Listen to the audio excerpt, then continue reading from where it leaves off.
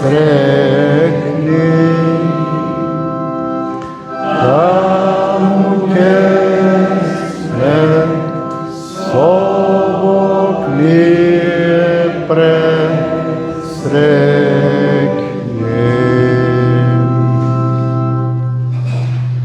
Ке станеме да се помолиме. Господи Боже и Татко наш небесен, ете ние повторно дојдовме во Твојот дом да се собереме во името на Твојот возлюбен Син, а нашиот Спасител Исус Христос. Господи, понизно Те молиме, смилувај се над нас, прими нашата благодарност за тоа што беше со нас до сега и не чуваше и не благословуваше. Ти се грижеше за нас, Господи, и телесно и духовно. Фала Ти за Твојата татковска грижа кон нас. Господи, ние сакаме сега, соберени во името на Господа Исуса Христа, да го слушаме Словото Твое, да го слушаме гласот на Светиот Дух, кој е спремен да ни зборува, кој е спремен да ни исполни, а на нас помогни да ги отвориме срцата кон Тебе, да не се срамуваме од Твоето Слово, да не се устручаваме, бидејќи тоа не е по волјата Твоја. Треба да бидеме смели, храбри, когато сме решили да одиме по патот Твој, да го изодиме смело, чекорејќи напред, не плашејќи се од ништо и од никој. Биди Ти со нас, Господи, давај ни таа потребна сила. Благослови го Словото Си, тука и насекаде по светот каде се проповеда. Благослови ги слугите Твои, кои што го проповеда Словото Твое. Нека биде тоа Слово Твое, а не човечко. Помогни да се држиме на него, на Твоите ветувања и Твоето водство, преку силата на Светиот Дух. Во името на Исуса Христа благослови ни нас сега. Амин.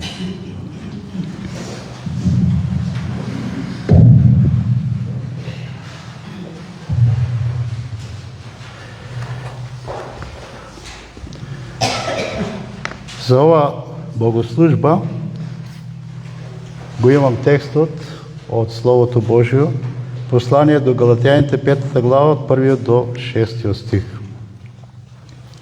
Посланието на апостол Павле до Галатјаните 5 глава од 1 до 6 стих.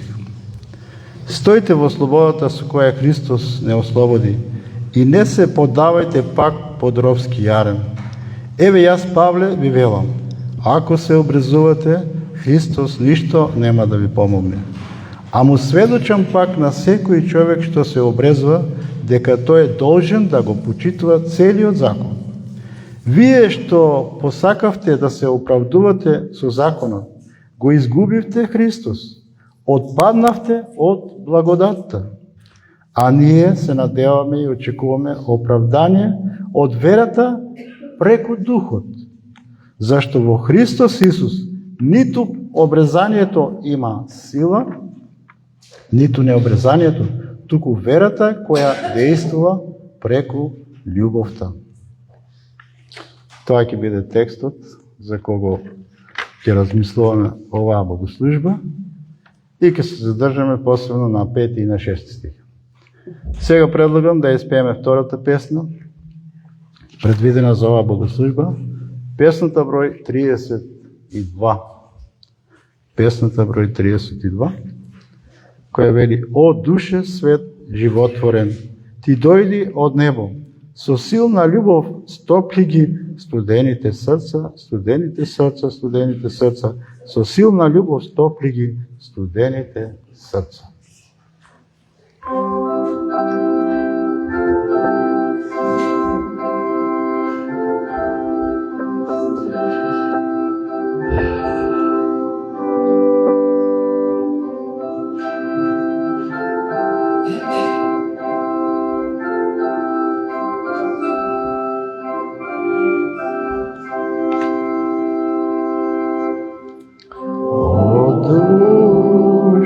Свет животворен,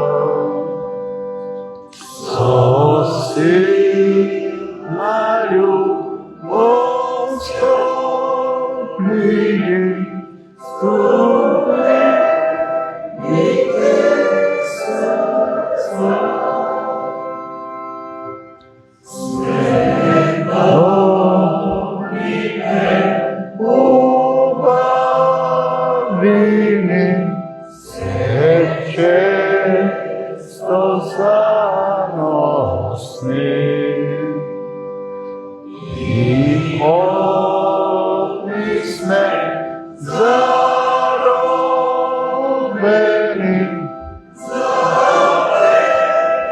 вечност немарни за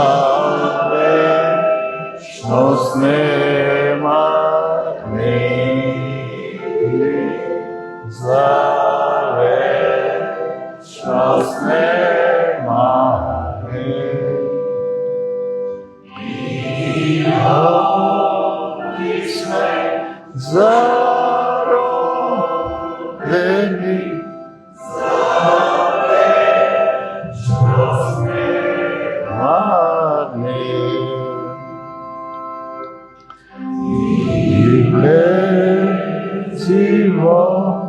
на свой час и во наследице.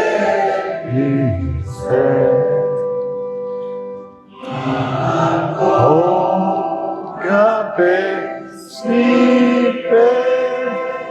пееме и глас последни.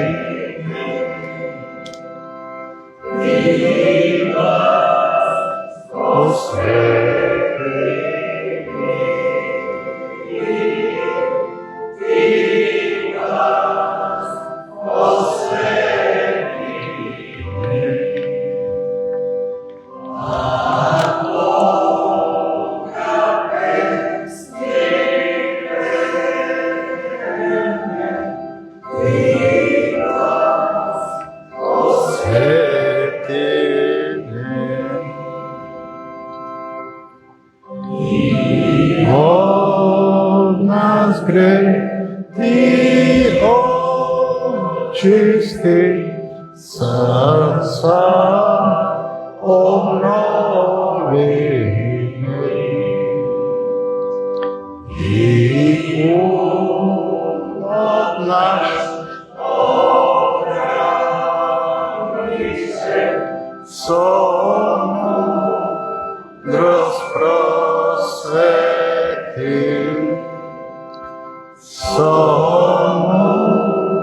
Мудрост просвети,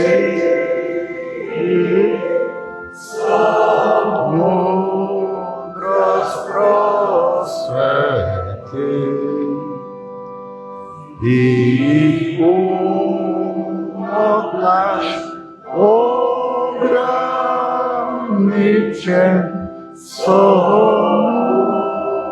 разпросвети. Амен. Слава нека на Господа Исуса Христа. Само Тој може да ни даде Неговиот мир и мудрост. А мудрост на сите ни недостасува. А кој бара, ќе добие, вели Господ. Текстот што го прочитавме во посланието на апостол Павле до Галатјаните ни кажува како може да живееме христијански живот без дела на законот. Ако го проповедаме Евангелието исправно, веројатно некои луѓе ќе не оптужат дека ние сме антиномијанисти, тоест против законот. Христијаните не се против законот, но не се и под законот, вели апостол Павле во Римјаните 6:14. Од тука се наметна прашањето како можеме да живееме христијански живот без дела на законот. Тоест, како може да живееме побожен живот, богоугоден на Бога. А при тоа да не сме под Мојсеевиот закон. Апостол Павле дава одговор на тоа прашање и вели: а ние се надеваме и очекуваме оправдание од верата преку Духот. А ние верните, нановородените, наспроти јудејците кои чекаат оправдание преку делата на законот. Тие што сакат да се оправдат преку законот, мотивирани се од страв од казна, а не од љубов. И тие не очекуваат оправдание од верата преку Духот, туку работат за да го заслужат оправданието пред Бога и така тие отпаѓат од благодатта, вели апостол. Таквите луѓе стануваат самоправедни и тешко е таков човек да се покае. Посланието до галатјаните е напишено баш за такви луѓе самоправедни. Во првите 4 глави апостолот докажува дека христијаните не се под законот, туку под благодат. Од 5 глава па натаму може да видиме како се живее практичен христијански живот без дела на законот. Апостолот детално објаснува за законот. Кога е даден, со каква цел е даден, дали може да се спасиме преко него. Сликовито кажано, тој прво ги поставува темелите, потоа ја зида куќата. А ние се надеваме и очекуваме оправдание од верата преку Духот. Овде не се мисли на оправдание пред Бога по вера, туку на нашиот праведен живот, што сега го живееме на оваа земја, или на нашата посветеност кон Бога. Како доаѓаме до тој заклучок? Зборот правда или оправдание го среќаваме 4 пати во ова послание. Прв пат е спомнато тоа зборче во Галатјаните 2:21. Не ја отфрлувам благодатта Божја, оти ако правдата доаѓа преку законот, тогаш Христос залудно умрал. Во овој стих станува збор за оправдание преку вера. Втор пат е спомнан тој збор во Галатјаните 3:6. Така Авраам му поверува на Бога и тоа му се прими за оправдание. И овде се мисли оправдание пред Бога без дела на законот. И по трет пат е употребен тој збор во Галатјаните 3:21. Па така, законот противен ли е на Божјото ветување? Никако. Оти ако беше даден закон што ќе можеше да животвори, тогаш на вистина оправданието ќе излегуваше од законот. И овде се мисли на оправдание пред Бога преку вера. Сега во Галатјаните 5 глава 5 стих за прв пат вели, а ние се надеваме и очекуваме оправдание од верата. Другиот превод на Константинов вели, зашто ние преку Духот, преку верата ја очекуваме надежта на правдата. Малку мислам дека подобро. Надежта на правдата. Сега не станува збор за оправдание преку вера, туку за праведно живење, тоа е за посветен живот. Овој посветен живот е резултат на оправданието преку вера пред Бога. Оправданието преку вера произведува надеж на правдата. Каква е таа надеж? Тоа е надеж за свет и праведен живот, тоест ние живееме праведно пред Бога, секојдневно практично. Оправданието пред Бога преку вера е само платформа од каде ние продолжуваме понатаму. Ако не продолжиме да живееме праведен живот пред Бога, тогаш не сме го разбрале оправданието пред Бога преку вера.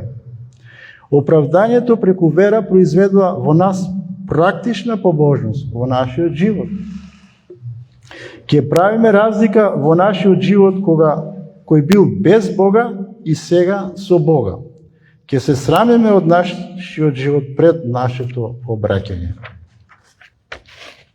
Откако ќе го прифатиме Господ Исус Христос како наш Спасител, понатаму ќе сакаме, ќе тежнееме да го прославиме во нашиот понатамушен живот Господ. Кога доаѓаме на богослужби, ќе доаѓаме со радост, со апетит да се нахраниме духовно, да ја нахраниме нашата гладна душа. Ако не доаѓаме со таа цел, подобро е и да не доаѓаме, барем да не им сметаме на оние што сакаат да дојдат да се нахранат духовно. Зашто ние преку Духот ја очекуваме надежта на правдата. Преку Духот се мисли на Светиот Дух. Дали знаеме кој е Светиот Дух? Некои луѓе знаат за него само теоретски. Не можеме да живееме праведен живот ако не сме исполнети со Светиот Дух. Како може да се исполниме со Светиот Дух? Можно ли е да се исполниме со Светиот Дух? Да, можно е. Во Дела апостолски читаме како апостолите и првите христијани од првата црква постојано се исполнували со Светиот Дух. Секој ден. И денеска е така. Тие што сакат да живеат посветен живот, постојано се исполнуваат со Светиот Дух. Ако сакаме да се исполниме со Светиот Дух, треба да пазиме на две основни и важни работи. А тие кои се? Прво, да не го жалостиме Светиот Дух, и второ, да не го гасиме. Како може да го жалостиме Светиот Дух? Во Ефесјаните 4:30 апостол Павле вели: не го оскрбувајте. Другиот превод вели: не го жалостете. Светиот Дух Божи со кој сте запечатени за денот на избавувањето. Ние многу пати го жалостиме Светиот Дух, за жал. Светиот Дух е третото лице од Светото Тројство, значи тоа е личност и затоа може да се жалости. Светиот Дух може да го жалостиме ако во нашите срца има горчина против некој. Ако некој ни сгреши нешто во нас, се раѓа горчина. Ако не сме во состојба да му простиме, горчината ќе остане. А горчината го жалости Светиот Дух. Во Ефесјаните понатаму пишува: отстранете ја подалеку од вас секоја огорченост, јарост, гнев, викање и хулење, заедно со секоја друга злоба. Ефесјаните 4:31. Ако во нашето срце има горчина, тогаш го жалостиме Светиот Дух. А кој се радува на тоа? Сутоната се разбира. Тој знае дека ако го жалостиме Бога, тогаш Бог нема да не благослови. А може би и ќе не казне поради непослушност. Ние можеме да се молиме, да постиме, да сме редовни на богослужбите, но ако имаме горчина во нашите срца, против било кој Бог не може да не благослови. Има такви примери во Библијата. Ако ја отфрлиме горчината во нашите срца и им простиме на тие што ни сгрешиле, Бог ќе не благослови тоа изобилно. Господ Исус Христос вели: ако им ги простите на луѓето гревовите нивни, и вам ќе ви ги прости вашиот Отец Небески. Ако пак не им ги простите гревовите на луѓето, и вашиот Отец нема да ви ги прости вашите. Много озбилно кажем. Матеј 6:14-15. Ако имаме горчина во срцето поради неопростени гревови кон некои луѓе, Бог нема да ни ги прости нашите гревови и нема да не благослови. На тоа ѓаволот ќе се радува. Ако ги прочитаме 10 Божи заповеди, ќе видиме дека никаде не се споменува горчината во нив. Затоа слободно може да кажеме дека Евангелието го надминува Мојсеевиот закон. Исус го вели ова во Матеј 5:21-22. Сте слушале дека им било речено на старите: не убивај, а кој убие виновен е пред судот. Јас пак ви велам дека секој што ќе се гневи на брата си без причина ќе биде виновен пред судот, а оној што ќе го нарече брата си празноглав ќе биде виновен пред Врховниот суд, а оној пак што ќе рече будала ќе биде виновен за во пеколот. Многу сериозни работи. Многу треба да внимаваме кога разговараме со луѓето. Секој што го мрази братот свој е човекоубиец. 1 Јовано 3:15. Сте слушале дека на старите им било речено: не прелюбодејствувај. Јас пак ви велам дека секој што ќе погледне на жена со желба, тој веќе извршил прелюба со неа во срцето свое. Вели Исус во Матеј 5:27-28. Многу е полесно да се живее под законот и да се каже: не сум убил, не сум извршил прелюба, не сум украл ништо и така натаму. Значи со мене се е во ред. Така си мислели и фарисеите. Па ние си го имаме законот, си пазиме на законот и што ни фали се? Но Исус им вели вака: тешко вам, книжници и фарисеи. Зошто? Зашто сте ли вика лицемери. Оти многу личите на варосани гробови, што однадвор изгледаат убаво, а внатре се полни со мртовечки коски и секаква нечистотија. Така и вие, однадвор им се покажувате на луѓето како праведни, а внатре сте полни со лицемерност и беззаконие. Господ го гледа срцето, не е надворешност. Матеј 23, 27, 28. Има луѓе кои надворешно изгледат сосем во ред, но срцето им е полно со горчина, со омраза, со прелюба, со беззаконие. Во такви срца Светиот Дух не може да живее. Правдата што се бара од христијаните е многу повозвишена од правдата што се очекува од законот. Ако го исполнуваме Христовиот закон, а тоа е законот на љубовта, тогаш индиректно го исполнуваме Мојсеевиот морален закон. Зашто ние преку Духот, преку верата ја очекуваме надежта на правдата. Преку Духот очекуваме. Како ќе очекуваме нешто од Светиот Дух, ако го жалостиме? Светиот Дух се жалости ако не ги отстраниме од нас горчината, јароста, гневот и други злобни работи. А тоа е тесно поврзано со опростувањето. Во Колосјаните 3:13 запишено е: проштавајте си, како што Христос ви прости, така и вие направете. Второ, Светиот Дух се жалости ако му правиме зло на нашиот ближен. Во Римјаните 13 глава 8 до 10 читаме вака: и не должите никому ништо, освен да се сакате еден со друг, зашто оној што го люби ближниот го исполнува законот. Бидејќи заповедите: не прави прелюба, не убивај, не кради, не сведочи лажно, не барај туѓо и секоја друга заповед се содржат во овие зборови: љуби го ближниот како самиот себе си.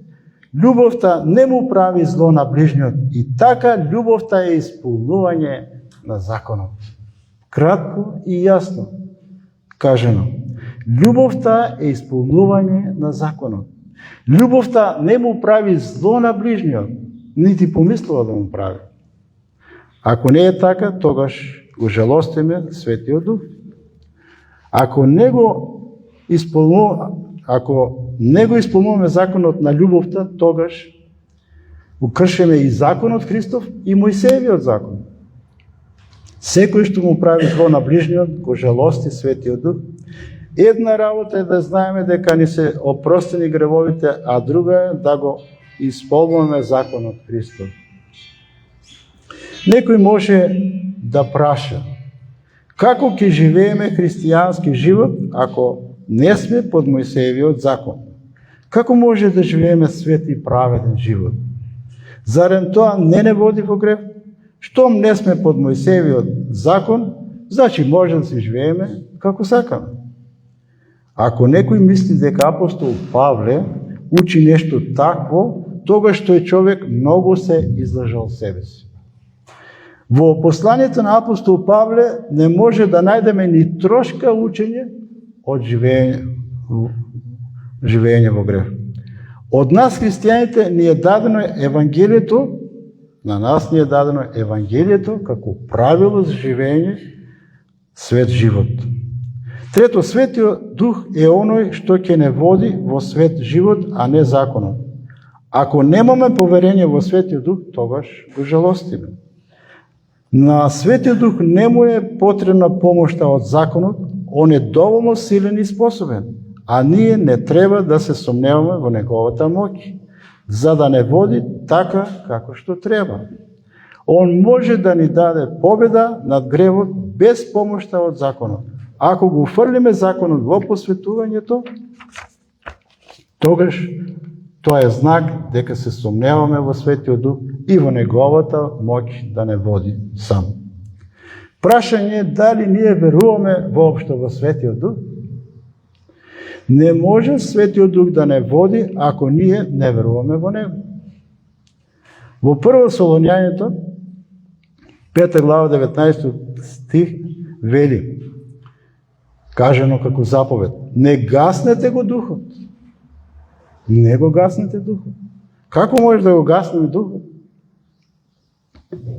Како што се гаси оган. Огнот се гаси ако му ставиме вода или ако не ставиме дрва. И тој полека ќе се угаси. Сега, како не се гаси Светиот Дух? Еден пример само. По воскресението Исус им се придружува на двајца од неговите ученици, кои патуват за Емаус, разочарани. И тој разговара со нив. После тој разговор, велат вака, си рекоа еден на друг, зар не горја срцата наши кога ни зборуваше по патот и кога ни го објаснуваше писмото? Зарем не горја нашите срца? Ако сакаме нашите срца да горат за Господа, треба да го бараме Неговото присуство. Ние го гасиме Светиот Дух ако не сме осетливи на Неговиот глас. Ако ги прочитаме писмата на Господ Исус Христос, упатени до 7-те црква во Мала Азија, на крајот од секое писмо Господ вика вака: кој има уво, нека чуе што им зборува Духот на црквите. Например, Откровение 2:7. Нека чуе што им зборува Духот. Кој е тој Дух? Светиот Дух. Кога го читаме Словото, дали слушаме што ни зборува Светиот Дух? Што ни препорачува на нас? Дали слушаме? Ако не го слушаме или се правиме дека не го слушаме, тогаш го гасиме Светиот Дух. Ако не сме заинтересирани за Него, тогаш тој не може да не исполни и не може да не употреби. Ако имаме горчина во срцето, ако не сакаме да им простиме на другите, ако му правиме лошо на ближниот, не ќе може да го слушнеме гласот на Светиот Дух. Не можеме затоа што го жалостиме. Светиот Дух го гасиме ако не сме свесни дека тој живее во нас. Како верни треба да знаеме дека го имаме Светиот Дух во нас. Треба да сме свесни за тоа. Затоа апостолот Павле им вели на коринтяните: не знаете ли вие дека сте храм Божи и Духот Божи живее во вас? 1 Коринтяни 3:16. Не знаете ли вие, коринтяни? А сега на нас би рекол: не знаете ли вие, колешани, дека Светиот Дух живее во вас? Сите верни треба да знаат дека се храм Божи. Ако му допуштиме, Светиот Дух може да не употреби и тоа силно. Само со помош на Светиот Дух ние може да живееме свет живот. Затоа тој се вика Дух Свети. Тој произведува во нас свет живот. Постојат и нечисти духови. Тоа Библијата не учи. Зли духови, демони, нечисти духови произведуваат во луѓето нечист живот, лош живот. Тоа го гледаме пред наши очи. Какви луѓе постојат, како се однесуваат. Зашто ние преку Духот, преку верата ја очекуваме надежта на правдата. Преку Духот, преку верата. Затоа Духот и верата одат заедно, а делата и законот одат заедно.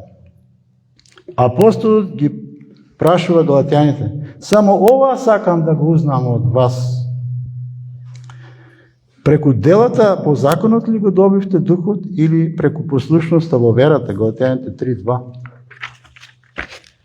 Потоа продолжува: толку ли сте неразумни? Откако почнавте со Духот, со телото ли сега завршувате? Галатјаните 3:3. Затоа може да кажеме дека телото и делата и законот одат заедно, а Духот и верата одат заедно. Како се спасува човек? Преку вера. А како се посветуваме понатаму? Преку вера и преку Светиот Дух. Ако сме почнали со Духот и верата, така треба и да продолжиме. Овој процес не треба да се прекине. Светиот Дух е оној што не пресведочува за греб, за правда и за суд. Таа е неговата улога. Јована 16:8. Светиот Дух може да ни помогне да продолжиме да живееме така како што сме и започнале. Апостол Павле, пред да се обрати, живеел под законот.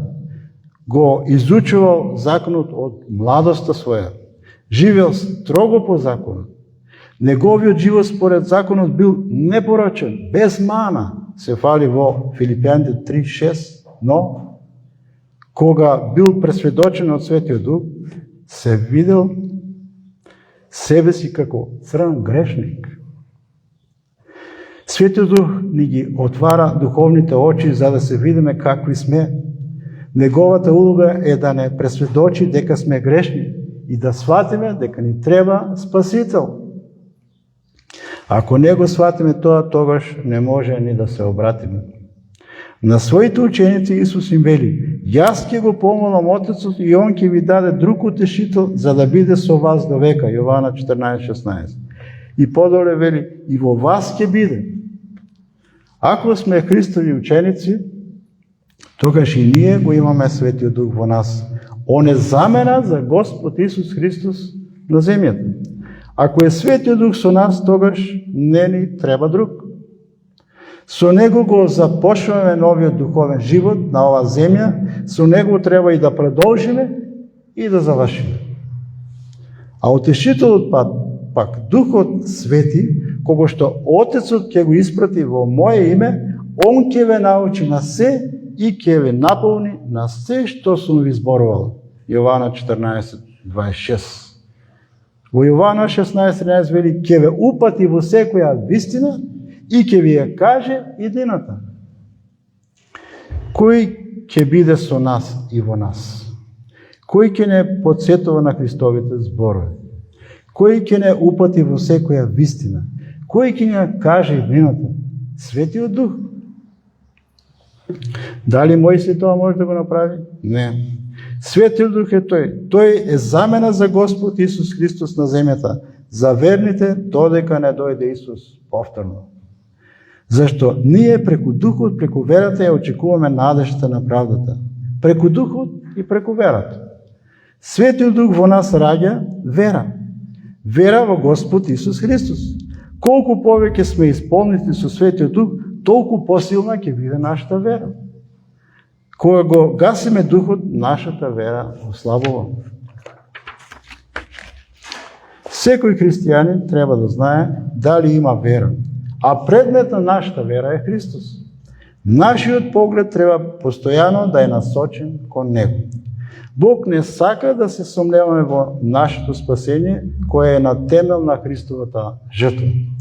Со вера во Христос се спасуваме и со вера во Него се посветуваме.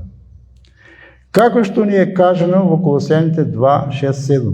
Поради тоа, како што го примивте Господа Исуса Христа, така и одете по Него, воскреснети и утврдени во Него и укрепени во верата. Како сме го примили Господ Исус Христос? Со вера. Како да одеме по Него? Пак со вера, со помош на Светиот Дух. Патот на спасение е секогаш ист. Поверувај во Господ Исус Христос и ќе се спасиш. Дела 16:31. Што понатаму? Како што го примивте, така одете по Него. Христос е нашата правда и нашето посветување. Ако гледаме на Него, Светиот Дух ќе не обликува спрема Него и ќе бидеме се послични на Него. Тој сака да го формира Христовиот карактер во нас. Како се расте духовно? Со блиска заедница со Господ, со редовно, секојдневно читање Неговото Слово и молитва. Не е доволно да го читаме и слушаме Словото само во недела на богослужбите, но тоа треба да го правиме секој ден.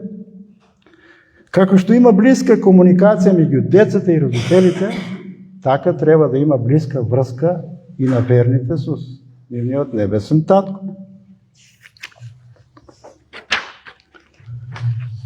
Така дојдовме и до 6 стих. Навлегуваме постепено во темата посветен живот на Бога. Нашето посветување не станува преку делата на законот, туку преку верата и преку Светиот Дух. Светиот Дух е оној кој ни дава сила да живееме свет живот. Потребно е само да дозволиме тој да не исполнува, за да може да не контролира. А тоа ќе се случи само ако не го жалостиме и не го гасиме Светиот Дух. Зашто во Христа Исуса ниту обрезанието има сила, ниту необрезанието, туку верата која што действува преку љубовта. Што подразбира изразот во Христа Исуса? Тој израз го среќаваме во Новиот Завет, а посебно во посланијата на апостол Павле. Еве, например, во 1 Коринтијаните 5:17. И така, кој е во Христос, тој е ново создание. Старото помина, ете, се стана ново. Да сме во Христа Исуса, тоа е најславната работа за еден човек. Нема пославна работа, нема поголема привилегија, поубава работа во животот на еден човек, од тоа да е во Христа. Да сме во Христа значи да си нановороден и да си оправдан пред Бога. Нановородените и оправданите пред Бога луѓе се нови созданија, помина старото. За нив важи ова Римјаните 8:1. И сега нема никакво осудување за оние кои се во Исуса Христа и живеат не по тело, а по духот. Во 1 Коринтијаните 1:30 вели: а од Него сте и вие во Исуса Христа, кој за нас стана премудрост од Бога и правда и осветување и откуп. Ако сме во Христа, тогаш што е за нас премудрост и правда и осветување и откуп. Со други зборови, во Него сме комплетни, имаме се. Исус е нашата правда. Христовата совршена правда, Отецот ни ја препишува на нас во моментот кога сме го прифатиле Христос за наш личен спасител. Затоа продолжува апостолот: кој се фали во Господа, нека се фали. А нашата собствена човечка правда каква е? Пророк Исаја ни вели каква е. Таа е вика како една стара извалкана облека. Таква е нашата човечка правда. А каква е нашата пак неправда, за неја и да не зборувам. Затоа на сите ни е потребна Христовата правда. Нема поголема и посовршена правда од Христовата. Затоа и Отецот можеше да каже за Исус: овој е мојот возлюбен син, кој е по мојата волја. Матеј 3:17. Зашто во Христос Исус ниту обрезанието има сила, ниту необрезанието. Кога вели обрезанието, се мисли на целиот закон Мојсеев. Зашто обрезанието е знак за законот. Оној што се обрезува должен е да го исполнува целиот закон, вели апостол. А има ли некој кој може да го исполни законот совршено? Нема никој. Римјаните 3 глава вели: нема ни еден праведен, сите сгрешија. Ама има само еден кој не сгрешил. И не само што не сгрешил, туку во него и греф нема. А тоа е Господ Исус Христос. Штом сите луѓе се грешни, тогаш на сите им е потребен спасител. А обрезанието, тоа е законот, не може да ни помогне. А што е тоа што може да ни помогне? Апостол вели дека на оние што се во Христа нешто им помага. А што е тоа? Тоа е верата која што действува преку љубовта. Верата ни помага. Верата во што? Во Господ Исус Христос и Неговото спасително дело на крстот. Во Неговата смрт, погребение и воскресение. Дали ние веруваме во тоа? Бог очекува да веруваме и тоа без да се сомневаме. Бидејќи, вика, без вера не е можно да му се угоди на Бога, бидејќи оние кои доаѓаат при Него треба да веруваат оти Он постои и дека ги наградува оние што го бараат. Евреите 11:6. Без вера не е можно да му се угоди на Бога. Вистинската вера му угодува на Бога и ја отвора ризницата на Божите благословенија. Како знаеме дека некој има вистинска вера во Бога? Преку делата. Делата не спасуваат, но тие се резултат на верата. Тие сами по себе ќе дојдат, само ако имаме вера.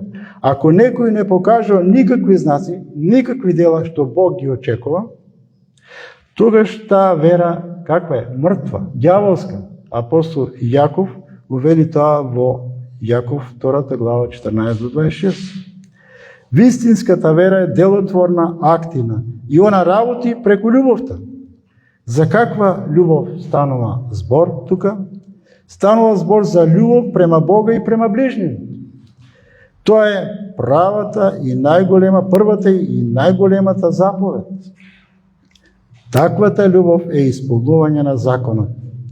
Ако немаме љубов према Бога и ближните, тогаш немаме вистинска вера и не сме вистински христијани. За таа љубов читавме во Римјаните 13 глава. Пак ќе го потенцирам 13-10 стих од таа глава. Љубовта не му прави зло на ближниот. Тоа е суштината, тоа е целта поради која се дадени заповедите. Не кради, не лажи, не убива и така натаму. Целта е да не му правиме зло на ближниот. За таа божествена љубов, која се вика агапе, апостол Павле пишува во 1 Коринтијаните 13 глава. Тамо меѓу другото велим, љубовта е долго трпелива, полна е со добрина, љубовта не завидува, љубовта не се превознесува, не се гордее, не прави што е непристојно, не бара свое, не се срди, не мисли зло, на неправда не се радува, а на вистина се радува. Се извинува, во се верува, на се надева, се претрпува, љубовта никогаш не престанува. 1 Коринтијани 13 глава 4-8. А сега, подоле вели, а сега остануваат овие три работи. Верата, надежта и љубовта.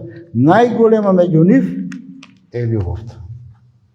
Нашиот духовен живот почнува со верата. Преку верата се спасуваме, тоа се оправдуваме пред Бога и се нановораѓаме. Но не застануваме тука. Понатаму продолжува процесот на духовното растење. Верата е првиот чекор, надежта е вториот чекор и љубовта е третиот чекор. Вистинската вера е активна и расте. Она произведува раѓа надеж. На крај доаѓа љубовта. Она е најголема и вечна. Вечна е затоа што продолжува и во вечноста. Веруваме во Бога и се надеваме на Неговото воство и Неговите ветувања, додека сме на оваа земја. А која ќе преминеме на другата страна во вечноста, тогаш верата во онаа што не се гледа нема да ни треба.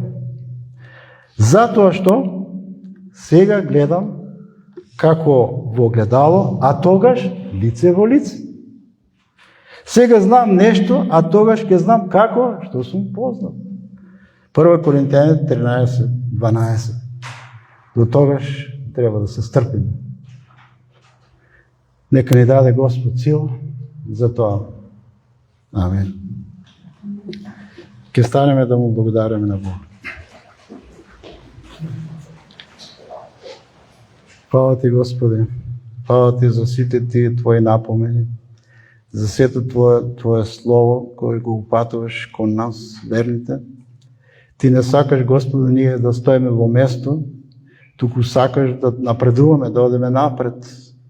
Ти, Господи, не се задоволуваш со формална врска со Твоите деца, туку сакаш срцата да ни горат. Помогни, Господи, да биде така. Прости ни што многу пати забораваме. Забораваме и се занесуваме по овој телесен свет. Ги избегнуваме на тој начин и ги занемаруваме Твоите благословенија кои не чекаат. Господи, грешни сме и недостојни. Прости ни за секој наш грев. Фала Ти што Ти си Татко, љубезен Татко, кој чекаш со расширени раце, секој твое дете, секој дневно да доаѓа кај тебе и да разговара со тебе. Фала ти, Господи, што можеме да го правиме тоа со помошта на Светиот Дух. Води ни понатаму и прослави се. Во името на Исус. Амен.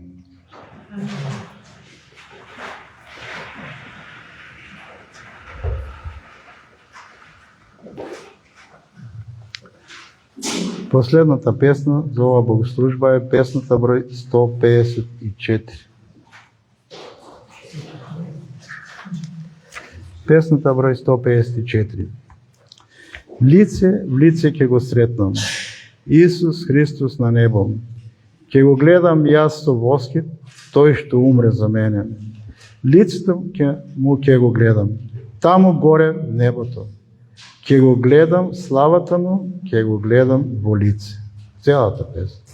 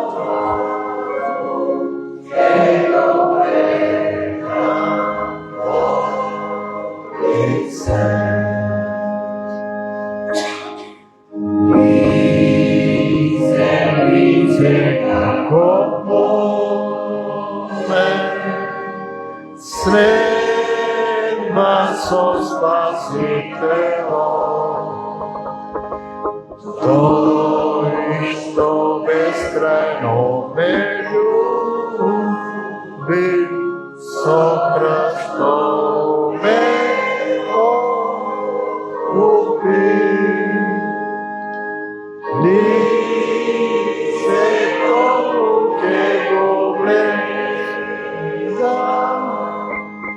таму горе небото, ке го гледам славата, ке го гледам во лице.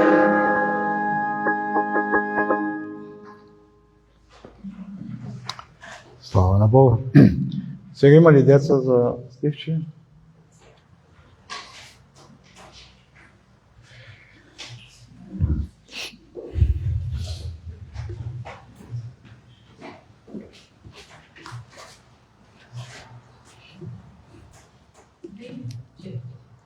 Најважно од се е да бидеме исполнети со љубов. Зашто